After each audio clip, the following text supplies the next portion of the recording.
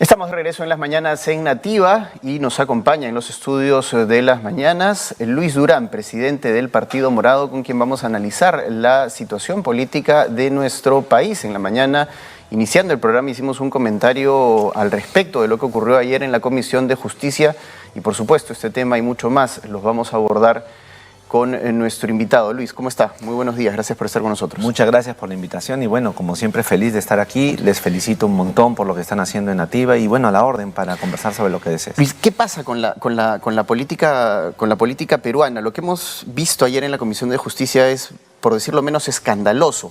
Sí. Un informe en el que no se revelaba absolutamente ningún tipo de falta grave contra los miembros de la Junta Nacional de Justicia, y que además había sido explicado, creo que en distintos tonos y por distintas voces ante este mismo grupo de trabajo. Ayer finalmente decidieron que no iba. Decidieron cambiarlo completamente y decidieron poner lo que a ellos les da la gana, para hablarlo en simple y en llano, ¿no? Es decir, han recomendado al Pleno del Congreso la destitución arbitraria, porque eso es lo que es, de los miembros de la Junta Nacional de Justicia. Y nuevamente nuestra democracia está en riesgo. Sí, mira, muchas gracias por tu reflexión. Estoy totalmente de acuerdo. El problema hoy día en el Perú es que tenemos un Congreso que es arbitrario. Pero este es un tipo de arbitrariedad muy rara, porque es la arbitrariedad del que ya no tiene razón. En otros tiempos tú veías arbitrariedades argumentativas. Ahora lo que estás viendo es pura y duramente el ejercicio del poder sin límite. Tú lo has dicho bien. Cuando hemos seguido el debate ayer de la comisión, a mí me sorprendió un congresista que dijo esto: el método que están usando en la investigación, en el informe, es un método que no se puede hacer en el derecho. Y en el informe preliminar, cuando tú lo lees, el método que están usando es el método de Karl Popper. Se llama el falsacionismo. Es un método que se usa en el derecho hace 50 años, que hay cátedras, historias del derecho sobre el respecto. Entonces tú miras a ese congresista que con una pomposidad dice: este no es un método que debemos de usar en este informe porque no es un método de abogados. Entonces tú dices, ¿qué está pasando aquí? Pero luego el informe estaba consensuado, coordinado con algunos. Llega ahí, lo desechan, no dan razones, dicen vamos a decir esto. ¿Y sabes qué es lo peor? Dejan para que se escriba los argumentos después.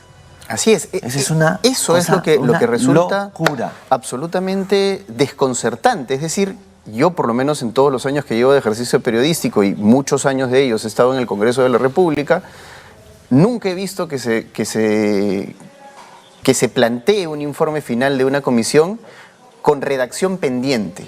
Sí. ¿De qué estamos hablando? Estamos hablando de una profunda, te repito, arbitrariedad sin justificación alguna.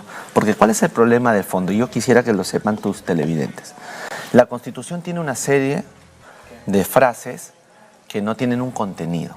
Son causas graves, por situaciones graves para destitución de funcionarios que le compete al Congreso.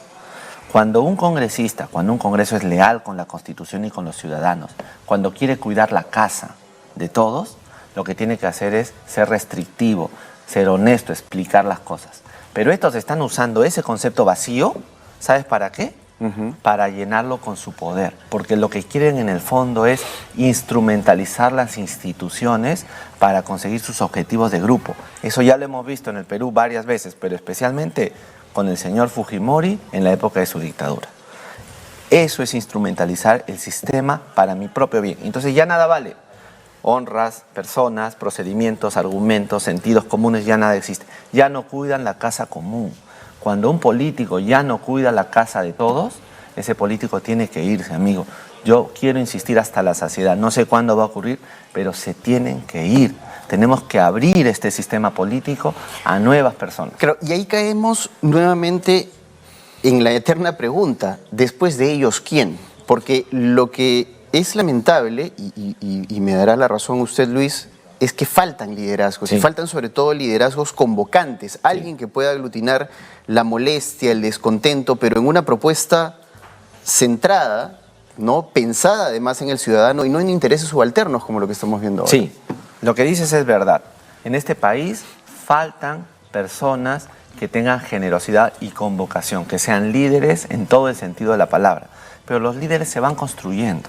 y se construyen en el cotidiano. Te voy a poner un ejemplo donde se han logrado cosas importantes. Hace unos días, cuando empezó lo de la Junta Nacional de Justicia, todos estaban desorganizados. Pero hubo un llamado de algún partido para la unidad de las personas razonables, de la sociedad civil, y hoy día nos podemos encontrar con mucha gente que piensa distinto, pero estamos defendiendo las instituciones. Esos consensos se logran con tiempo, pero se logran con generosidad. Tú decías ahora que lo recuerdo, que en realidad el problema ya no es de izquierdas y derechas, en este contexto, ¿no? Él decía que es un problema más complejo, y yo estoy de acuerdo contigo, es un problema entre las personas que son razonables en su entendimiento del poder y los que son violentos y arbitrarios. Los extremos políticos se han juntado porque tienen una manera de hacer las cosas. ¿Sabes cuál es la manera? La prepotencia, el acto arbitrario. No me importan las reglas, no me importa, yo no dialogo, resuelvo los problemas así. Creo que esas no son las salidas en la sociedad, en tu casa, en la mía. Cuando una persona es agresiva y decide por ella, lo que hace es destruye la familia. Lo que necesitamos es conversar, discutir, llegar a acuerdos. Ese es el liderazgo que vamos a necesitar. Yo parafraseaba un poco en un artículo que tú acabas de mencionar, Lucho, a Sabina Berman, una dramaturga mexicana, que decía que ya no se podía hablar de izquierdas y derechas, sino de chuecos y torcidos. Sí. ¿No? Es decir, gente que la chueca, que está a favor de la corrupción, de sus propios intereses, de los intereses subalternos, y los derechos, las personas que simplemente queremos que este país avance, porque finalmente si avanza nos conviene a todos. Exactamente. Pero ya la ideologización y la polarización se han instalado de tal forma que es prácticamente indialogable. No se puede intercambiar posturas, no se pueden intercambiar posiciones de manera alturada, por lo menos, casi que en ningún espacio de diálogo en nuestra sociedad. Y eso es muy grave y es preocupante. Eso es la violencia institucionalizada en la vida de las personas. Ocurre todo el tiempo en el mundo de hoy. Es un problema, es un fenómeno más complejo, y tú haces bien en citar a esta dramaturga mexicana porque en todos los países está pasando cosas similares. Entonces, ¿cuál es la actitud de políticos, de ciudadanos que tienen razonamiento lógico, que quieren hacer las cosas bien? ¿Sabes cuál es? Insistir siempre en el diálogo. Incluso con los extremos, demostrarles, vencer en el cotidiano de que están equivocados. No hay que parar en eso. Creo que los ciudadanos tienen que seguir saliendo. Posiblemente no conseguiremos cosas pronto, pero se va a instalar un sentido común que va a hacer que los políticos extremistas se avergüencen. Pero ese sentido común no viene violentando. Yo creo que ya ha violentando. perdido toda la vergüenza, ¿eh? Discúlpame, pero yo creo que en verdad vamos ya a ponerlo han de perdido esta manera. absolutamente toda la Vamos a vergüenza. ponerlo de esta manera. Cuando tú tienes al ciudadano común frente a ti y lo tienes presionándote, te entra el miedo más profundo. Ha pasado en el Perú, ¿te acuerdas los ajusticiamientos de esos hermanos que tomaron el poder en el siglo XIX? Tú has visto los políticos cómo han retrocedido aquí en el Tribunal Constitucional Fujimori y toda esa gente sinvergüenza. Entonces sí es posible hacerlo, pero hay que construir ese proceso. No es una cosa pequeña.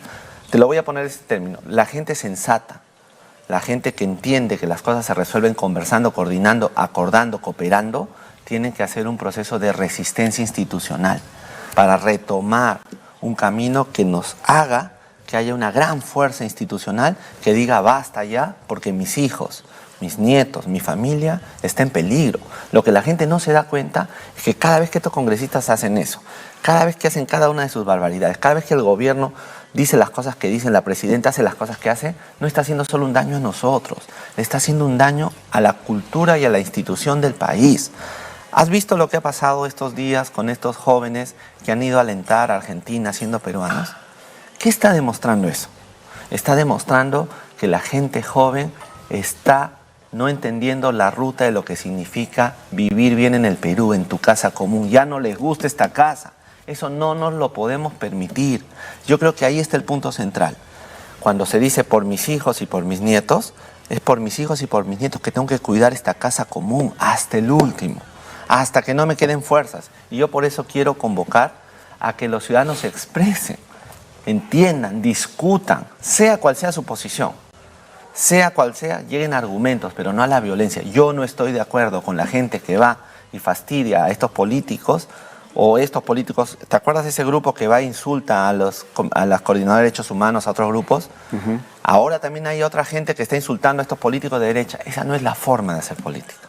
La política no se hace insultando, la política no se hace provocando, la política no se hace con violencia, la política se hace conversando, dialogando y diciendo la verdad. Y eso es lo que tenemos que hacer. Yo creo entonces, para cerrar el tema de la Junta, este es un grave atentado. El Congreso tiene el deber de abrir la discusión. Yo no les pido a estos congresistas siquiera que voten en contra de ese informe, que por lo menos lo presenten, se den la honestidad de leer ese documento que van a presentar y que todos los ciudadanos lo lean y lo pongan en los Facebook, en las redes, hagan a la calle y digan, esto no es correcto, esto que están diciendo es una tontería. Pero ahora, ese es el activismo ciudadano que hay que hacer. Lo lamentable, Luis, es que muy probablemente ese informe, pendiente de redacción y que tal vez alguien haya redactado durante la madrugada, pero que no van a alcanzar a leer, seamos honestos, para la sesión del Pleno de hoy, sea debatido en el Pleno hoy día y con los resultados que probablemente sean lo que esperamos. Ojalá nos equivoquemos. La destitución arbitraria de los 7 magistrados de la Junta Nacional. Pero esto ya pasó antes. Ya pasó antes, por supuesto que sí. ¿Recuerda? Con la destitución de los miembros del Tribunal Constitucional. En el año 1997. Pero en ese momento, por ejemplo, la calle reaccionó. Sí. Los estudiantes particularmente jugaron un papel fundamental. Jugamos, diría yo, porque estábamos en esa época en la universidad. Jugamos un papel fundamental dentro de la movilización social que finalmente empujó las movilizaciones que en el 2000 acabaron con la caída de... En el año 97, los grupos universitarios que habían resistido la violencia de Fujimori desde la Constitución, cuando lucharon por el no y por no a la pena de muerte, toda esa gente que estaba terminando la universidad se hartó del problema, porque acá ya estabas yendo contra la propia institucionalidad, como pasa ahora, y se reunieron. Yo me acuerdo que se reunieron en la mañana, porque yo estaba ahí, en Letras, en la Católica, en San Marcos, y de pronto no habían las tecnologías de hoy, se dijeron, esto no va más, y salieron honestamente a la calle. Muy bien. Eso fue, como tú dices bien, el inicio del proceso de la caída de ese régimen. 3, 4 años después. Muy bien. Yo creo que estamos en ese momento.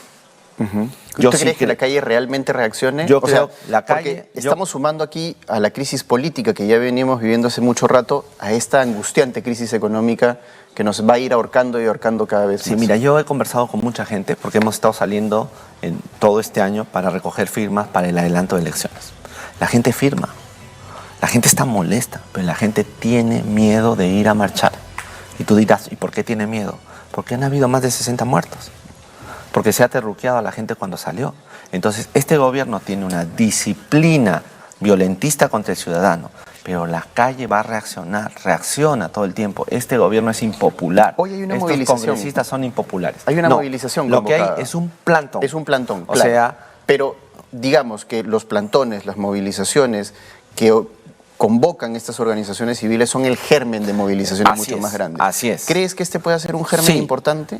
Mira, la movilización del julio pasado, nadie pensó que iba a ser tan grande. ¿Y cuándo fue grande? Cuando los liderazgos salieron a decirle al país, no merecemos que nos terruqueen por salir a la calle. Esta movilización que están haciendo tiene una previa, que es una movilización que hubo, te acordarás tú, hace unos días. Así es. Ya, esa estuvo llena de gente. Habían cuadras, pero a diferencia de la anterior, donde eran los partidos, las organizaciones, aquí eran personas cotidianas y comunes. Te voy a contar un ejemplo. Cuando nosotros pasábamos por Lince, nos aplaudían. A mi partido nos aplaudía la gente y decía adelante, pero la gente no bajaba porque algunos bajaban y se juntaban, pero tenían miedo. El plantón de hoy es un plantón de protesta.